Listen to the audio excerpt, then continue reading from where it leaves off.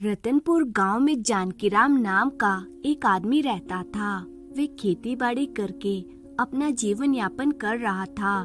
एक रात जब वे सो रहा था तो उसे गली में से कुत्तों के भौंकने की आवाज सुनाई दी। आवाज सुनकर जानकीराम जाग गया और तब तक आधी रात बीत चुकी थी। कुत्तों के भौंकने का कारण जानने के लिए जानकीराम किवाड़ खोलकर बाहर आया। उसने देखा अंधेरे में एक गधे को देखकर कुत्ते भौंक रहे थे। जानकीराम ने कुत्तों को गली से भगाया। जब वे अंदर जाने लगा तब उसकी नजर बाहर लेटे हुए एक अजनबी पर पड़ी। जानकीराम ने उससे पूछा, कौन हो भाई तुम और यहाँ क्यों लेटे हुए हो? उस आदमी ने कोई जवाब नहीं दिया। जानकीराम ने उस अजनबी की पीठ थपथपाई। बुखार की वजह से उसका बदन तप रहा था। जानकीराम ने कहा, बाहर भयंकर सर्दी पड़ रही है, लगता है तुम्हारी तबीयत ठीक नहीं है। ऐसा करो, अंदर आ जाओ और अंदर आकर सो जाओ। वह अजनबी बड़ी ही मुश्किल से खड़ा हुआ और हाथ जोड़कर जानकीराम को प्रणाम करने लगा। जानकीराम उसे सहारा देकर अंदर लाया और अंदर लाकर उसे लिटा दिया। वह अजनबी तुरंत ही सो गया। इसके बाद किसी के द्वारा दरवाजे पर दस्तक दी गई। दस्तक सुनकर जानकीराम फिर से जाग गया। तब तक सूर्योदय हो चुका था। दरवाजे पर दस्तक देने वाली स्त्री उसकी पत्नी रत्ना थी। पिछली रात को वह अपने रिश्तेदारों की शादी में गई थी और सवेरा होते ही घर वापस लौट आई। रत्ना ने अंदर आते ही कहा, तो अभी तक आप सो ही रहे हैं? सूरज कब का निकल चुका है और आपको उठने में बहुत देर हो गई है। रत्ना जब अंदर आई तो उसने देखा वहाँ पर कोई आदमी लेटा हुआ है। आदमी को देखकर वे अपने पति से पूछने लगी, क्या कोई मेहमान आया हुआ है? कौन है ये आदमी जो लेटा हुआ है? जानकीराम ने कहा, मैं नहीं जानता। और इन शब्दों के साथ जानकीराम ने उसे पूरी बात बता दी। रत्ना ने कहा, उस बेचारे को गरम गरम दूध पिला देते हैं तो ये जल्दी ही चंगा हो जाएगा। तुम उसे जगाकर हाथ मुंह धोने के लिए कहो। यह कहकर रत्ना रसोई में चली गई। जानकीराम ने अजनबी को जगाने के लिए उसके बदन पर हाथ रखा। रात को अंगारे जैसा तपने वाला बदन अब बर्फ जैसा ठंडा पड़ गया था। जानकीराम ने घबरा कर कहा, रत्ना, यह तो मर गया है। यह सुनकर रत्ना रसोई घर से दौड़ी दौड़ी आई और दुखी होकर कहने लगी, बेचारा मर गया, अब क्या करें? इसका क्या नाम है यह तो हमें मालूम नहीं, और ये किस गांव का है यह भी हमें पता नहीं है। अब हम इसका क्या करेंगे? तब जानकीराम ने उस अजनबी की कमर टटोल कर देखा। जेब के अंदर एक रुपयों की थैली थी जिसे जानकीराम ने बाहर निकाला। उसने थैली को खोलकर देखा तो उसमें रुपयों के साथ साथ एक चिट्ठी भी पड़ी हुई थी और उसमें लिखा था, बेटा नारायण, हमारे गांव में एक आदमी ने बताया कि तुम्हें बुखार है। अब तुम्हारी तबीयत कैसी है? यहाँ पर तुम्हारे छोटे भाई की हालत भी अच्छी नहीं है। वह ये सोचते हुए परेशान रहता है कि बेटे की शादी के लिए 3000 रुपए कैसे जमा करेगा। जो उसके बेटे का रिश्ता पक्का किया है वे बहुत ही अच्छा है। इस हालत में तुम दोनों को, इन हालातों में तुम दोनों को अपने पुराने मन मुटाव और जिद को भूल जाना चाहिए। राधा की शादी के लिए तुम्हें उसकी मदद करनी चाहिए। इसलिए चिट्ठी पाते ही यदि तुम्हारी तबीयत अच्छी हो जाए तो रुपए लेकर जल्दी घर चले आना। इधर हमने भी घर बदल लिया है। मकान का पता नीचे लिख रही हूँ। तुम इस खत को अपने साथ लेकर आओगे तो घर का पता आसानी से लगा सकते हो। चिट्ठी पढ़ने के बाद जानकीराम को सारी बात मालूम हो गई कि मरने वाला आदमी नारायण था और उसकी माँ ने उसे ये चिट्ठी लिखी हुई थी। जानकीराम ने अपनी पत्नी से कहा, बेचारा अपनी भतीजी की शादी के लिए रुपए लेकर जा रहा था और रास्ते में ही इसकी मृत्यु हो गई। अच्छा हुआ ये चिट्ठी इसने अपने साथ रख ली थी। हमें कम से कम इसके छोटे भाई के मकान का पता तो लग ही जाएगा। जानकी राम ने किराए की गाड़ी मंगवाई और नारायण के छोटे भाई के गांव चल पड़ा।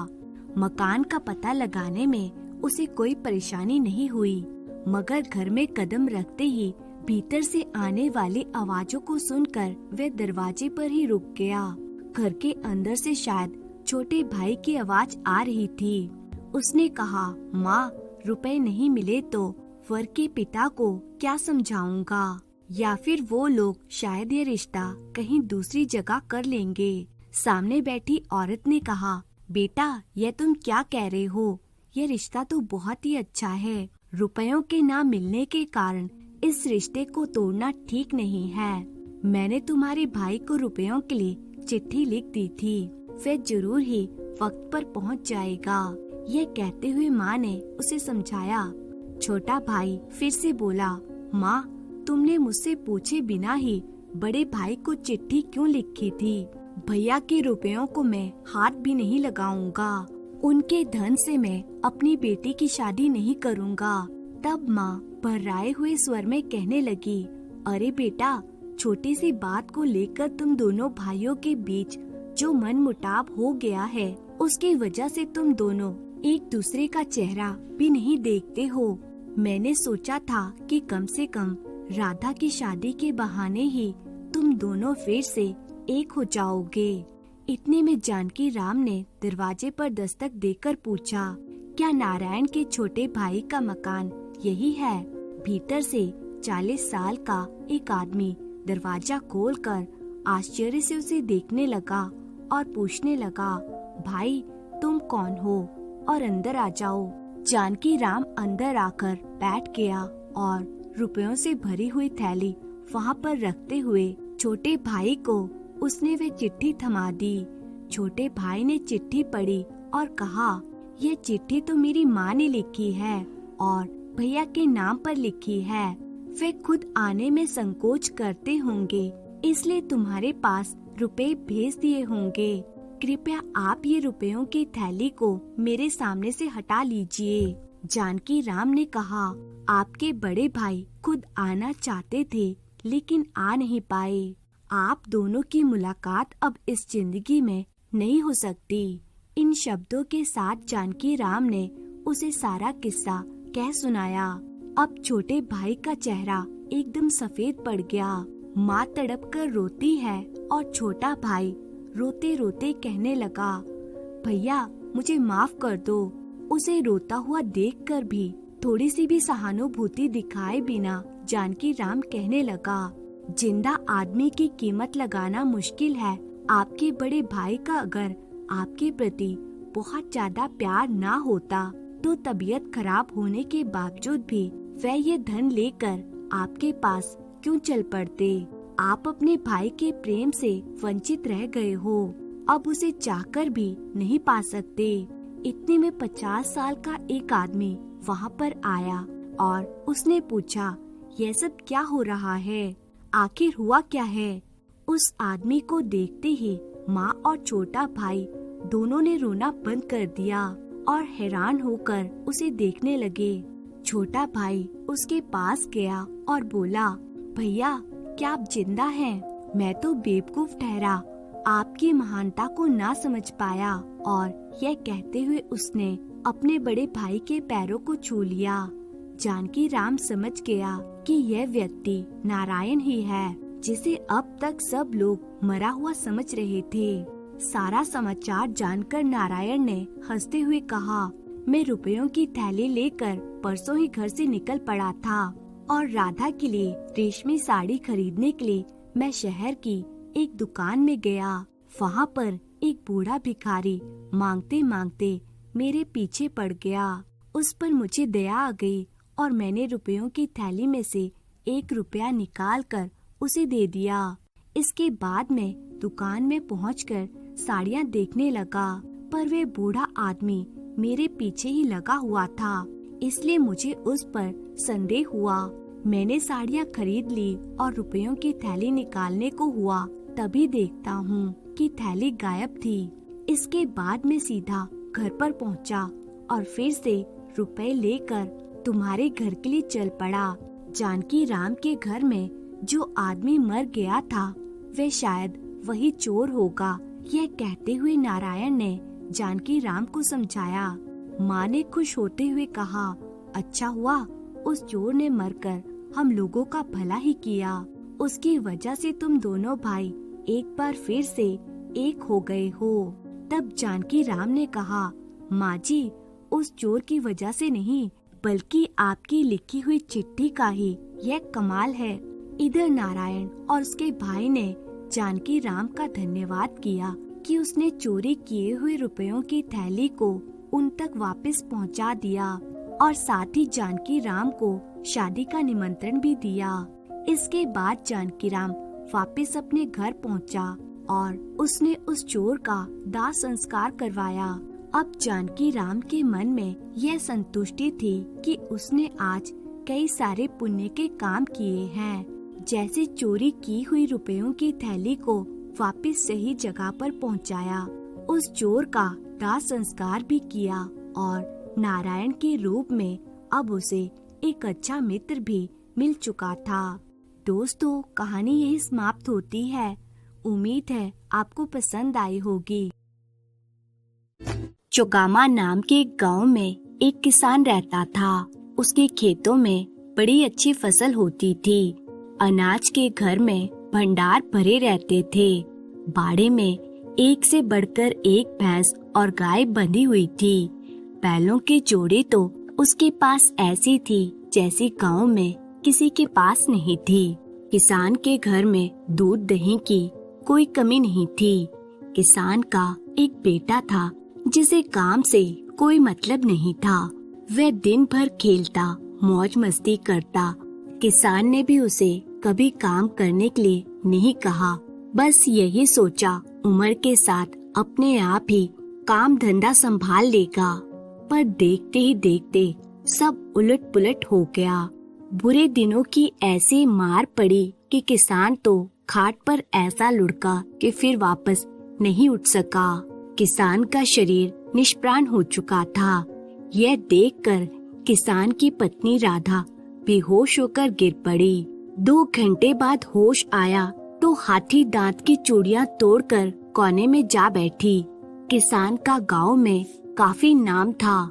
किसान के नाम की वजह से उसकी पत्नी उधारी के बल पर बनिए से उधारा सामान ले आई। बनिया भी ऐसे लोगों को लक्ष्मी का अवतार ही मानता था। जितना मांगा उसे 2 गुना चौगुना तोल दिया। बढ़ चढ़कर किसान का काज किया गया। अनगिनत लोग खाना खाने आए। किसान के बेटे को इस बात से मतलब ही नहीं था कि कौन सी चीज किस भाव से आई है। माँ को इस बारे में समझ ही नहीं थी। काज के बाद बनिए ने खाता लिखवाया तो किसान की पत्नी राधा की ऊपर की सांस ऊपर और नीचे की सांस नीचे रह गई। सारी संपत्ति लिखवाई तो बनिए से पल्ला छूटा। किसान भी बही खाता तो लिखता नहीं था, इसलिए उसके मरने के बाद सभी कर्जदारों ने भी उसे एक धेला वापस न किया। इधर सारी उधारी डूब गई तो उधर बनिए के तकाजों ने जीना हराम कर दिया। सब बेचा तो मुश्किल से पार पड़े। माँ ने एक दिन बेटे से कहा, बेटा अब तो तेरा ही भरोसा है।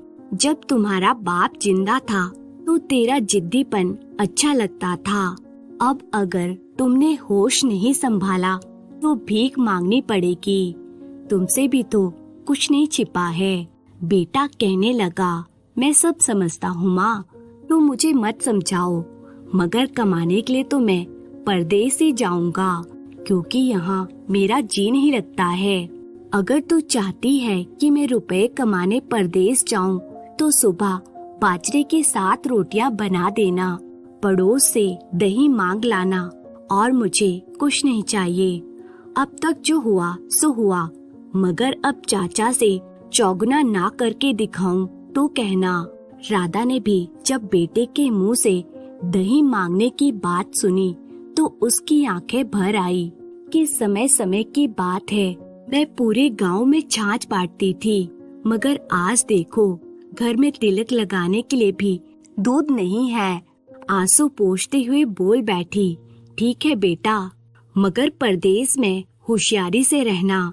अगली सुबह किसान का बेटा समय रहते बाजरे की 7 रोटियां और दही की हांडी लेकर कमाने के लिए रवाना हुआ। गांव के बाहरी हिस्से में बनिए की हवेली बनी हुई थी। पहले तो किसान का बेटा सीधा वहां पहुंचा और बनिए से एक रस्सा मांगने लगा। पहले तो बनिए ने मना कर दिया, मगर फिर सोच विचार करके रस्सा उसे दे ही दिया। उसके बाद किसान के बेटे ने कंधे पर रस्सा लटकाया और अपनी राह पर चल दिया। थोड़ा आगे चला तो उसे एक पानी से भरे गड्ढे के पास कछुआ दिखाई दिया। उसे भी लड़के ने अपने पास रख लिया। गांव से 3 कोस की दूरी पर एक भूतों की बावड़ी थी। लड़के को इस बात का पता तो नहीं था, इसलिए वहीं बावड़ी के पास रोटियां खाने बैठ गया। रोटियां खाते समय उसने सोचा, पता नहीं कब काम मिलेगा। अगर सारी रोटियां एक साथ खा ली तो फिर क्या खाऊंगा। इसलिए वह यही सोचते हुए रोटियों को देखने लगा और कहने लगा, 1 खाऊं, 2 खाऊं या 7 को गटक जाऊं। इस तरह उसने जोर जोर से 3-4 बार कहा। उस बावड़ी में 7 भूत रहते थे। 7 गटकने की बात सुनकर थर थर कांपने लगे। सोचने लगे, आज तो बड़ी बला आ गई है जो हमें गटकने की बात कर रही है। भूतों के मुखिए ने थोड़ी हिम्मत दिखाई और डपटकर कहने लगा, कौन है? किसान का बेटा भी कम नहीं था। निडर होकर जोर से बोला, कौन हूँ? अभी पता चल जाएगा, पर तुम बताओ तुम कौन हो? भूतों का मुखिया बोला, हम भूत हैं। किसान का बेटा बोला, तो फिर मैं महाभूत हूँ। बहुत दिन हुए तुमने खूब मनमानी कर ली है। आज तो तुम्हें सबक सिखाकर ही जाऊंगा। अब तो भूतों के मुखिए का कलेजा डर के मारे हलक में आ गया। डरते डरते बोला, महाभूत हो तो अपनी निशानी बताओ, नहीं तो हम अपनी निशानी बताते हैं। फिर भूतों के मुखिए ने अपने शरीर से एक जूं तोड़ी और ऊपर उछाल कर कहा, हमारी जूं इतनी बड़ी है। किसान के बेटे ने जूं को ध्यान से देखा कि यह जूं तो मेंढक जितने बड़ी है। तभी उसने अपने रखे हुए कछुए को निकाला और जल्दी से कछुए को धम से बावड़ी में गिरा दिया और फिर कहा, यह मेरी जूं है। जब भूतों के मुखिए ने किसान के बेटे की जूं देखी तो डर के मारे कांपने लगा और उसका कलेजा दहल गया। फिर वह सोचने लगा, है तो कोई महाभूत। इतना सोचकर वह डर से दूसरे भूतों की तरफ देखने लगा। तब फिर दूसरे भूत ने अपने गले से थूक कर अपने थूक को बाहर फेंक दिया और फिर उससे कहा कि हमारा थूक इतना ज्यादा है। किसान का बेटा दही की हांडिया की ओर देखकर सोचने लगा, अगर मैं अब डर गया तो मारा जाऊंगा। उसने झट दही की हंडिया को बावड़ी में पटक कर कहा, मेरा थूक इतना ज्यादा है। अब दूसरे भूत का दिल भी बैठ गया। तब तीसरे भूत ने साहस जुटाकर अपने शरीर का एक बाल तोड़ा और उसे बाहर फेंकते हुए कहा, हमारे बाल इतने मोटे और इतने लंबे लंबे हैं। उंगली जितने मोटे बाल देखकर किसान के बेटे ने कलाई जितने मोटे रस्से को झट बावड़ी में फेंक कर कहा, मेरे बाल इतने लंबे और मोटे हैं। जैसे ही रस्सा बावड़ी में गिरा तो ऐसी जोरदार चपाक की आवाज हुई कि सारे भूत पीपल के पत्ते की तरह कांपने लगे। अब उनकी मौत को कोई नहीं टाल सकता था। चपाक की आवाज थमी तो किसान के बेटे ने फिर कहा, 1 खाऊं, 2 खाऊं या 7 गटक जाऊं। फिर तो भूत भी डरे। उन्होंने फिर कोई विवाद नहीं किया। वे सब आपस में बातें करने लगे। लगता है कोई बड़ा ही राक्षस है। एक भूत बोला, अगर हम सबको खाएगा तो उसका पेट नहीं भरेगा। फिर दूसरे भूत ने कहा, चलो एक बार आजमा कर देखते हैं, क्या पता लालच देंगे तो शायद मान ही जाए। फिर एक भूत जोर से बोला, तुम क्यों हम जैसे गंदे और बदबूदार भूतों को खाकर अपने मुंह का स्वाद खराब करना चाहते हो? हम आपको एक जादुई कढ़ाई देते हैं जिसमें तुम मन चाहे पकवान बना सकते हो। लाखों आदमी खाएंगे तो भी पकवान खत्म नहीं होंगे। कढ़ाई देने के लिए भूत बड़े गिड़गिड़ाए। तब कहीं जाकर किसान का बेटा कढ़ाई लेने के लिए राजी हो गया। किसान का बेटा कढ़ाई लेकर खुशी खुशी अपने घर की तरफ चल पड़ा। बावड़ी से थोड़ी ही दूर एक बरगद का पेड़ था। अब वे थोड़ा सुस्ताने के लिए उस पेड़ के नीचे बैठ गया। फिर उसने सोचा कि यदि दिन के उजाले में घर गया तो लोग शायद उसका मजाक बनाएंगे कि जल्दी ही कमाई कर कर ले आया। इतना सोचकर वह दिन भर उसी बरगद के पेड़ के नीचे बैठा रहा। सांझ ढले अंधेरा छाने लगा तो वह कढ़ाई लेकर घर की ओर चल पड़ा। बनिए की हवेली के किवाड़ उसने खुले देखे तो कढ़ाई को परखने के लिए हवेली में जा पहुंचा। बनिए से बावड़ी के भूतों का जिक्र तो नहीं किया, मगर इच्छा दर्शाते ही अलग अलग प्रकार के पकवान अपने आप ही कढ़ाई में तैयार हो गए। जब बनिए ने कढ़ाई की यह माया देखी तो वे दंग रह गया। यह देखकर उसे लालच आ गया कि इस कढ़ाई से तो लाखों कमाए जा सकते हैं। अगर अकाल पड़ गया तो पूरे गांव को दोनों समय भर पेट खाना खिलाया जा सकता है, और फिर जब बरसात होगी तो वसूल भी कर सकता है। ब्याह शादियों में खाने का ठेका लेकर चुटकियों में काम निपटाया जा सकता है, और ऊपर से खर्चा पानी भी कुछ नहीं है। अगर किसी तरह यह कढ़ाई मेरे कब्जे में आ जाए तो मजा ही आ जाएगा। बनिए ने झट से दिमाग लड़ाया और किसान के बेटे को बहला फुसला कर रात को हवेली में ठहरने के लिए राजी कर लिया। रात में जब किसान का बेटा बेसुध होकर नींद में खर्राटे भरने लगा तो बनिए ने चुपके से कढ़ाई बदल ली। पाँव फटने पर अचकचा कर उठ बैठा और कढ़ाई को लेकर बगल में दबाए बनिए से बिना कुछ कहे सुने माँ को खुशखबरी सुनाने की इच्छा से चल पड़ा। बेटे की आवाज सुनी तो राधा ने झट दरवाजा खोला और घबरा कर पूछा, बेटा इतनी जल्दी कैसे आ गया?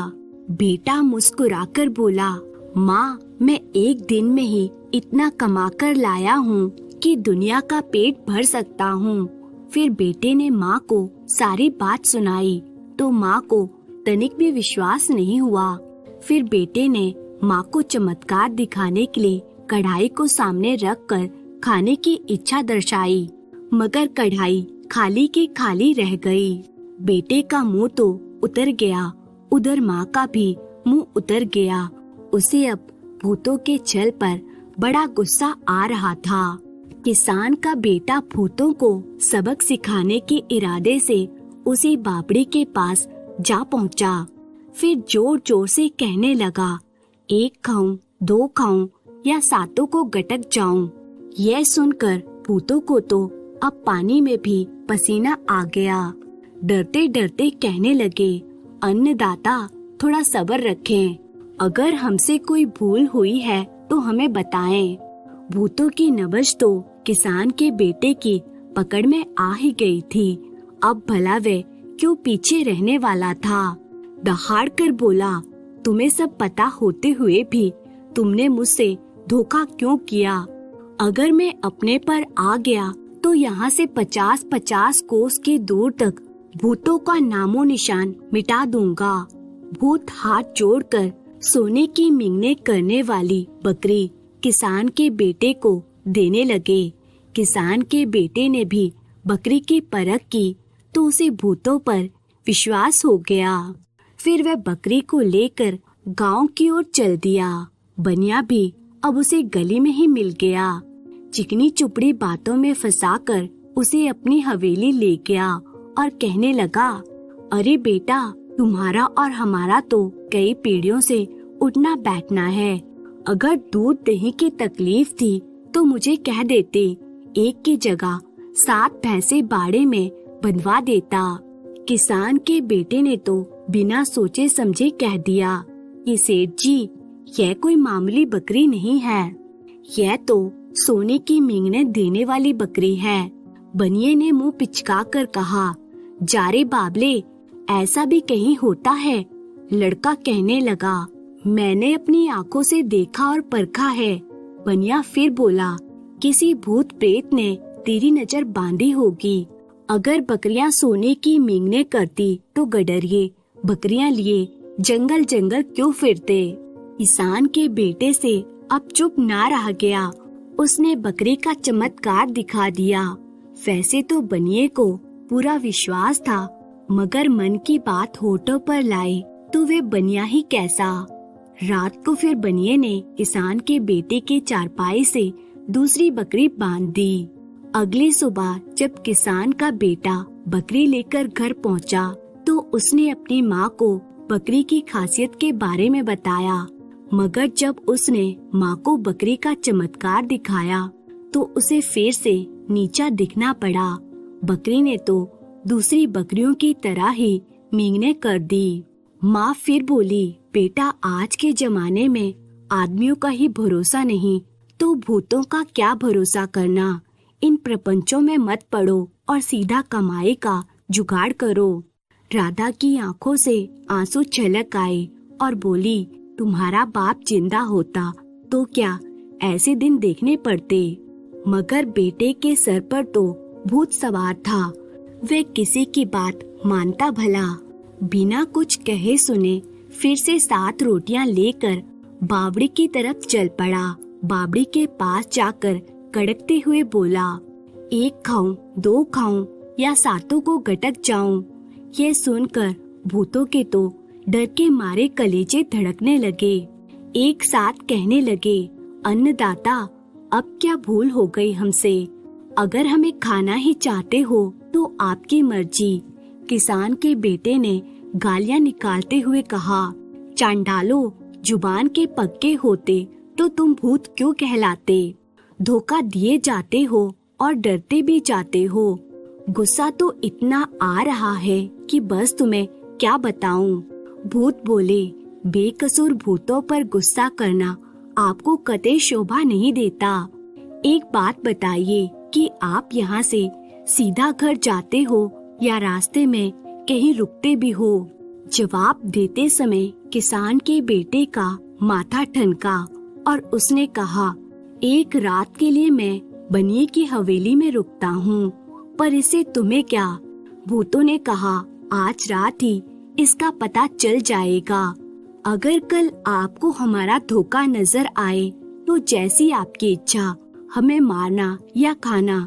इस बार भूतों ने उसे एक छैनी हथौड़ा और एक कांटेदार टहनी दे दी और कहा कि छैनी से हथौड़े पर 3 बार चोट करने से संगमरमर का महल तैयार होगा, 5 बार चोट करने से चांदी का और 7 बार चोट करने से सोने का महल बन जाएगा। कांटेदार टहनी बनिए के छल का पता लगाएगी। रात को किसान का बेटा छैनी हथौड़ा और कांटेदार टहनी लिए बनिए की हवेली के पास से निकला तो बनिए ने उसका रास्ता रोक कर कहा, चलो बेटा, हवेली में चाय पानी पीकर जाना। ना चाहते हुए भी किसान का बेटा हवेली चला गया। छैनी हथौड़ी को देखकर बनिया कहने लगा, भले आदमी किसान का बेटा होकर ये सिलबट्टों का काम कब से करने लगे हो। किसान के बेटे ने छैनी हथौड़े के गुणों का बखान किया तो बनिए ने उसकी खिल्ली उड़ाई, मगर मन में उसे पूरा विश्वास भी था। आधी रात ढली तो बनिए ने छैनी हथौड़े को उठाना चाहा, मगर कांटेदार टहनी ने हाथों हाथ चमत्कार दिखा दिया। अपने आप ही सटाक सटाक करके उसकी पीठ पर पड़ने लगी। बनिया जोर जोर से चिल्लाने लगा तो किसान के बेटे की नींद खुल गई। तब तक बनिए का सारा शरीर कांटों से बिंद गया था। कांटेदार टहनी अब भी वैसे ही सटाक सटाक उसकी पीठ पर पड़ रही थी। बनिए ने हाथ जोड़कर कहा, बेटा तेरे पैर पड़ता हूँ, मेरे प्राण बचा ले।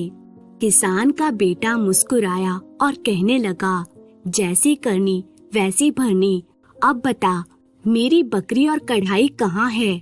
बनिए ने फिर कहा, यह कुकर्म मैंने ही किया है, मुझे माफ कर दे बेटा, मैं अपनी गलती मानने के लिए तैयार हूँ। उसके बाद बनिए ने बिना कुछ कहे सुने झट से बकरी और कढ़ाई किसान के बेटे को लाकर दे दी। टहनी अब भी अपना जलवा दिखा रही थी। बनिए की चीखने चिल्लाने की आवाज सुनकर हवेली के परिवार के दूसरे लोग भी इकट्ठे हो गए। किसान का बेटा बोला, तूने मेरी माँ से बेईमानी से जो माल हड़पा है पहले उसे भी वापस कर दे, तभी ये टहनी रुकेगी। बनिए ने सारा माल वापस कर दिया तो किसान के बेटे ने कांटेदार टहनी को 3 बार रुकने को कहा, तब जाकर कांटेदार टहनी रुक गई। अब वे कढ़ाई और बकरी लेकर अपने घर पहुंच गया। उसने अपनी माँ को चमत्कार दिखाया तो माँ की आंखें फटी की फटी रह गई। किसान के बेटे ने हथौड़ी और छैनी से 7 बार वार किया और आज ही सोने का महल बन गया। मनसा दर्शाते ही कढ़ाई में मनचाहे पकवान तैयार हो गए। बकरी सोने की मींगने करने लगी। किसान के बेटे ने तो पूरे गांव का दुख दूर कर दिया था। सब उसकी बढ़ाई करते ना थकते। किसान का बेटा अब अपनी माँ के साथ सुख से जीवन व्यतीत करने लगा। उम्मीद है दोस्तों ये प्यारी सी कहानी आपको पसंद आई होगी।